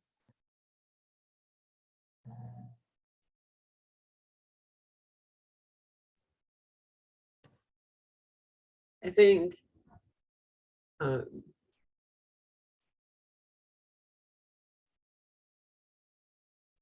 photo will not have been developed yet. Right. And so I think as Robin stands up and approaches, I kind of hurriedly cover the camera with the veil because I'm wary of the light interacting with the film. And I turn, wow.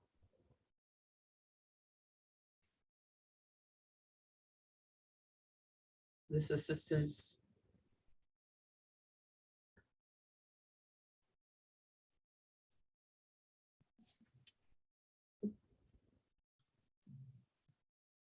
I'm sorry, what'd you say there at the end? would like you to remember, Robin, that I did this for you.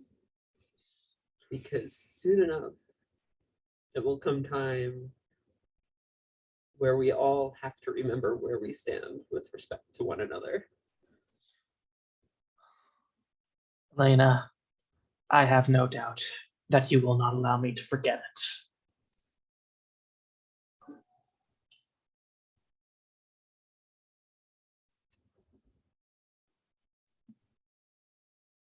I love it.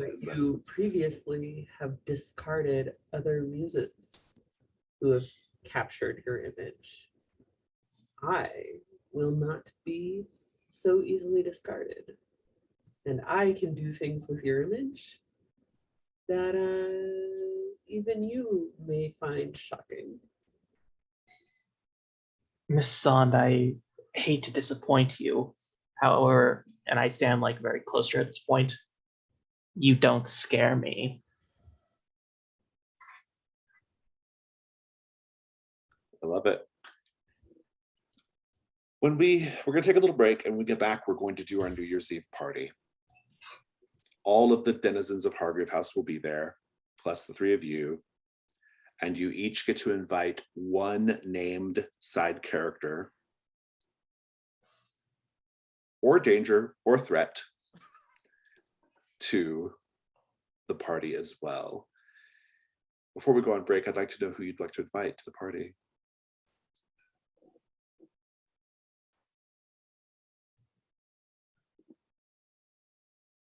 I think it'd be fun if Hazel comes. Okay.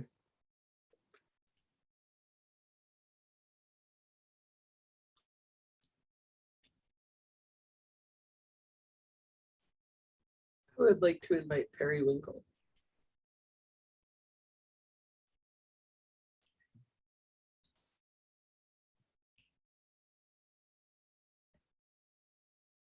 I don't think Burnright technically invites a guest, but me as a player would like Brathwaite to show up.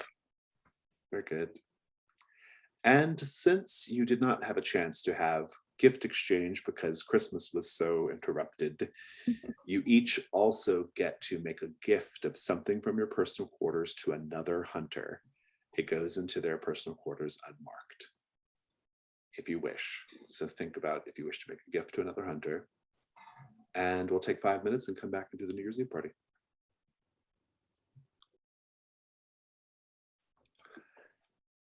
The New Year's Eve party at Hargrave House.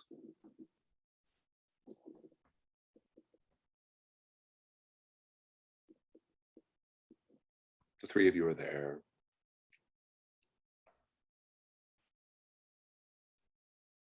Julius and the Limehouse Lurker are there. Mrs. Crawley and the Ghost Girl are there. The sculptor is skulking around, not exactly enjoying the festivities. He's anxious to get back to his newest work, D.I. Pettigrew. And Hazel Beaumont is there. She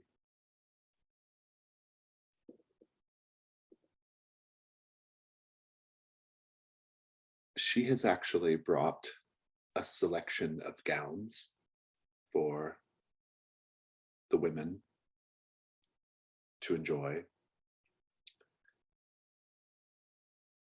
Periwinkle is there. He is dressed in bunny ears, a cotton tail, and very little more.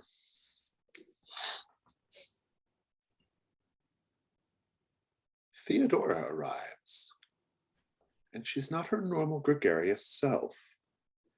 She's wearing a heavy veil in her preferred color. She keeps saying that she's in mourning for the woman she used to be.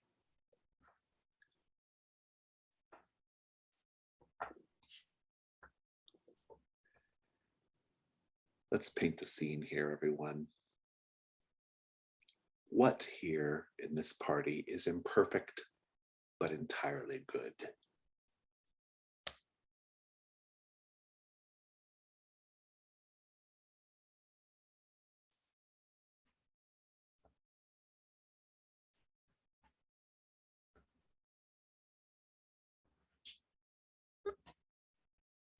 I think the children and a couple of the drunker adults are in a corner playing charades. But because one of the children is a ghost, someone has given her a sheet so that like you can still see her gestures and charades. So yeah, it's definitely like not the best kind of game to play with a ghost girl, but you know, it's still fun and everybody is enjoying themselves.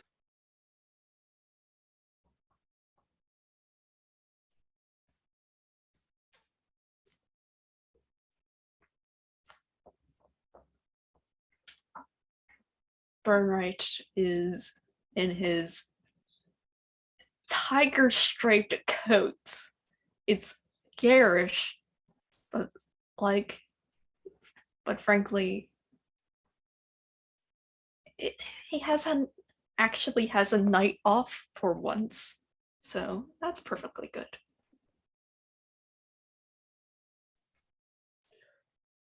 I think Julius and the sculptor are like sitting on a couch trading like methods and tips.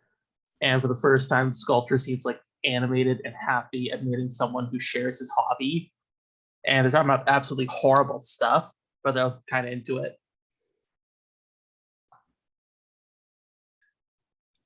And are you each going to give a gift? Yes. Yeah. I would like to save my gift for last. Okay. I still have the wax doll from the very first mystery, but I want to say I like carve into it like a mean little face that greatly resembles Miss Sond, and I give it to her.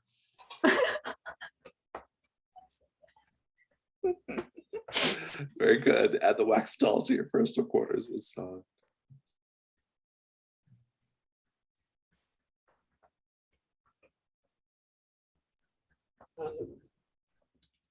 Well, I'm definitely going to give Robin a large book of all of his accomplishments. Just a large tome, but blank. And then I actually still have the original Mask of the Tiger. So that, of course, is going to burn right. Very nice. Very nice. Do you have any gifts to give, Burnright? I think this is pretty passive aggressive, but at the end of the night, when some of the guests are actually going home, I'd sort of palm Robin his gift, which is Julius's room key.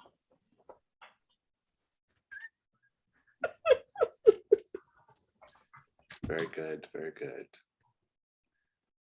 The night ends, as you might expect, with an orgy upstairs, with the last guests remaining.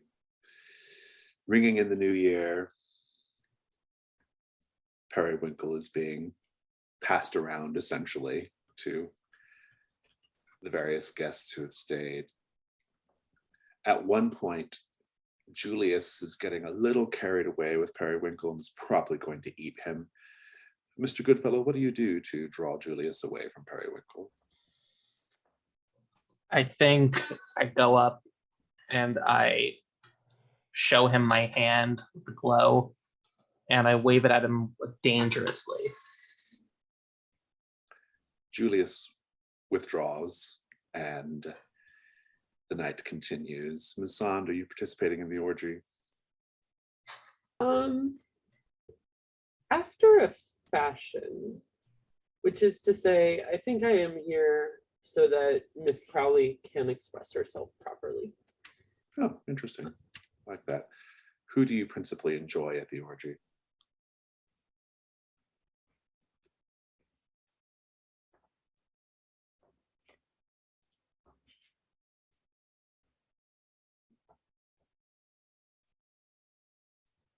I think I am largely focused on Julius, given the gift of his blood that I was recently given.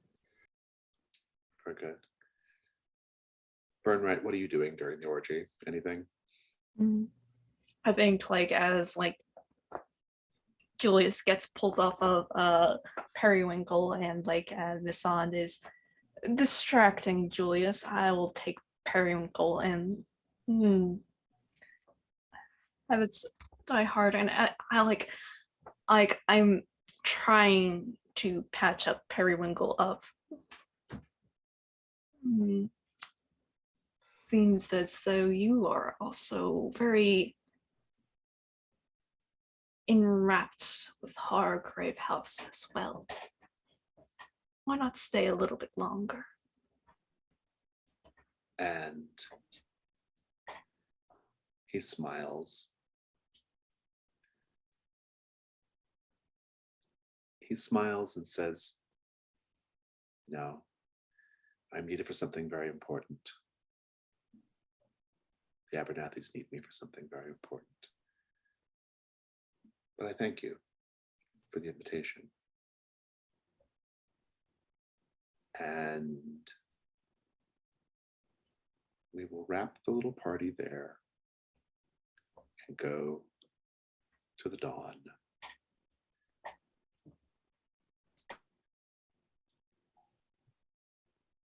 A threat was not yet resolved, so no rewards. Let's go to the dawn questions, however. You did answer a capital Q question, so go ahead and mark that one. Burnright, did you experience an echo in the night? I think so.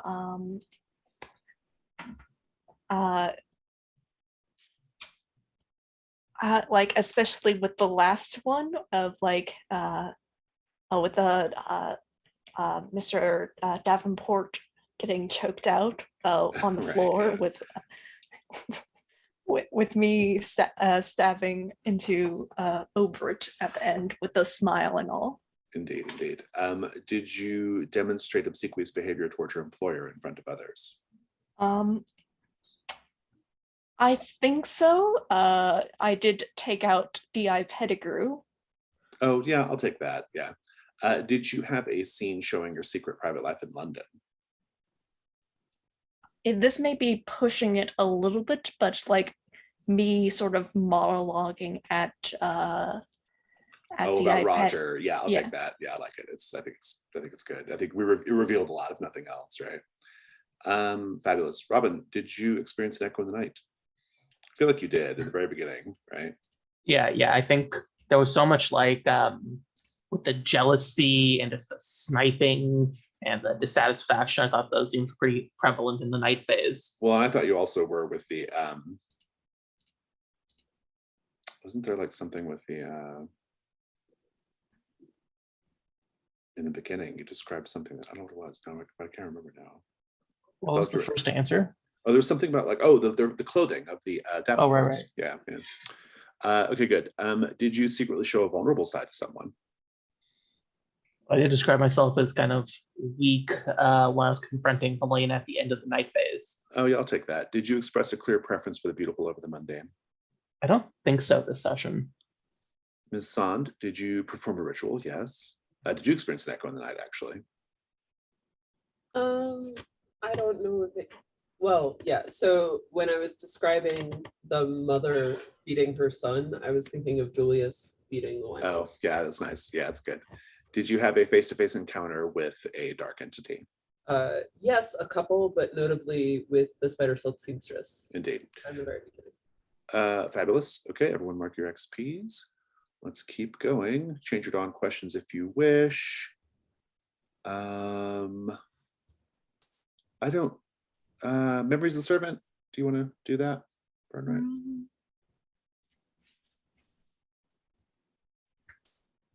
You could take it from the New Year's Eve party or the night phase. Servant. Come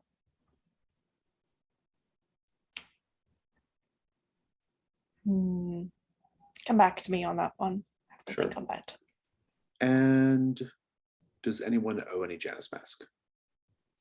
Not a mask, but I have the reflection. Yeah, let's do it. All right. That's for ordering Pettigrew killed. I think there's like a serpent or something who comes by and waters the tree every now and then. Or actually, I think maybe there's a storm drain up ahead, and during a storm or snow falls and just waters it like it's rain, but it appears bloody. Nice. And I'm tempted to make you mark it again because of letting a vampire feed on you. Who wouldn't? Yeah, I think you should mark it twice today. Okay. You could narrate again if you wish, but if you could just leave it the way that's the way you described is good for both. So okay. And let's talk about. I think that's it. Unless you have your memento, Bernard. I'm going to say it's less of a physical thing, but more or less a favor for Periwinkle. Mm. We also get a mastermind clue from Theodore coming to the party, right? Yeah, I'm gonna give you that as well. Yeah.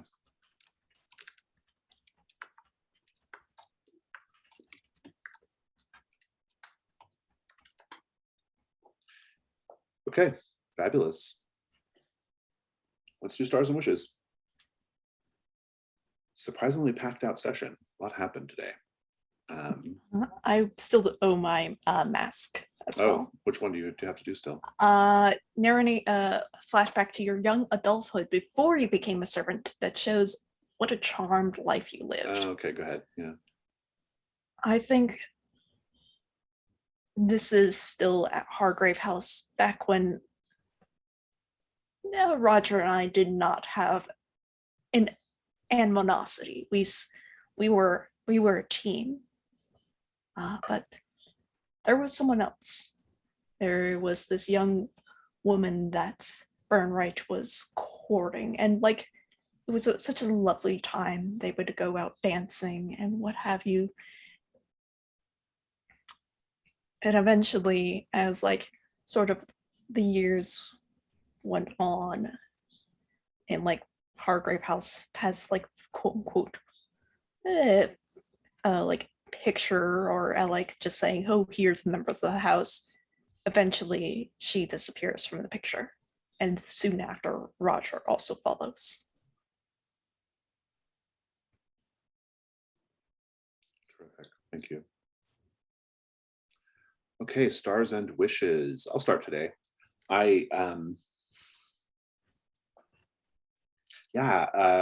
Obviously the big reveal with Burnright was really great. Star for that, and I like how you continue to play into it, and actually how a lot of things that you've said during the entire campaign started to make more sense, or not that they didn't make sense before, but they like had new interesting urgency, which I thought was really great. So I loved that. I love the little banter between Mr. Goodfellow and Ms. Sand during the night phase. I thought that was really enjoyable. The ritual itself was really cool. I just enjoyed the nature of it. I thought that was really, really neat. And I really liked the answer a question. I did not think there was a good theory there for what Obert's deal was. But I thought you all did a really, really good job of it. This idea of like Ober wanting escalatingly more powerful victims, and then that tying in nicely with what Burnright had been doing all session. So I really, really enjoyed that quite a lot. And using the dog leash as like it was almost like a symbol of like Ober needing power and control over those people, right? So I thought that was really, really fantastic. Real creep. I'm glad he's dead. But yeah, it was just really, really interesting whole sequence of events there. And wishes, I'm really, really curious about what is going to happen with Mr. Goodfellow, the Fragrant Void. All that stuff is really intriguing to me. The Man in the Sun Mask, all that business. How is it all going to like come together? Is it going to come together? Very intrigued.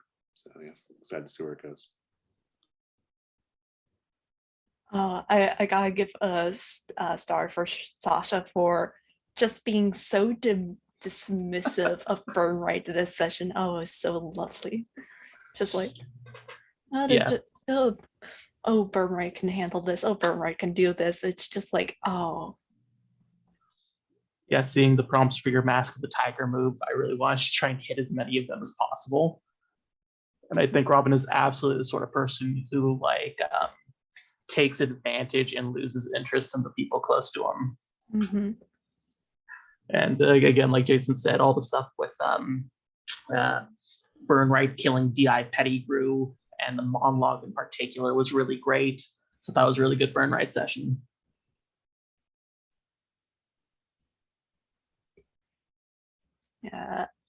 Yeah, I'm very excited to see my custom move actually go off, and it doesn't matter who it does go with because of just how it works. It's going to be very interesting and possibly kind of violent. Yeah, vulnerable moves don't typically work like that, but I'm interested to see how it's going to happen. I really like that our Hargrave House is just more tangibly a threat than Theodora. Like when Theodora shows up, it's almost like we put the gloves back on, right? We're like very polite to her. And then the rest of the time, we are just out in the street murdering people. Yeah, it's going to be tricky figuring out like what, I mean, I have some ideas about like what Theodora's ultimate scheme is, but it's going to be interesting to how I frame it up so that like it's something that Hargrave House would plausibly care about enough to like want to battle Stop. her, you know, to stop. Yeah. Yeah. It could honestly, just as my personal own theory, is just like we just don't like her. That's the thing. She tried to set our house on fire and Yeah, us on fire. It could just be like, it could just be really like direct and violent like that, right? Like it's just a literal like, you know, like just violent move against Hargrave House. I mean, per the mastermind, she's supposed to like be undermining Queen and country, and I think there's a way of working that in too. But it'll be intriguing to see how that all kind of shakes out. We've probably got like 2 or 3 more sessions before that has to happen, so we'll kind of see where it goes. But yeah, it's interesting as far as that goes. It is a challenge as the keeper though to have such a villainous Hargrave House, right? Like, because this is by far the most villainous Hargrave House I've probably ever had running the game. So it's an interesting perspective to kind of like work around. So yeah, or work in. Yeah. Oh, go ahead. Was not aware yet. Well, I mean, I had an inkling, but I was not super aware of Burnright's reveal when I set up the Coven threat. But I do think it makes the Coven threat more immediate now that we know, like the whole, like, oh yeah, everyone you kill can come back to haunt you now. And Burnright now being a super, sorry, not a super villain, but a serial killer. Being Roger the Reaver, essentially. Yeah. Yeah. Mhm.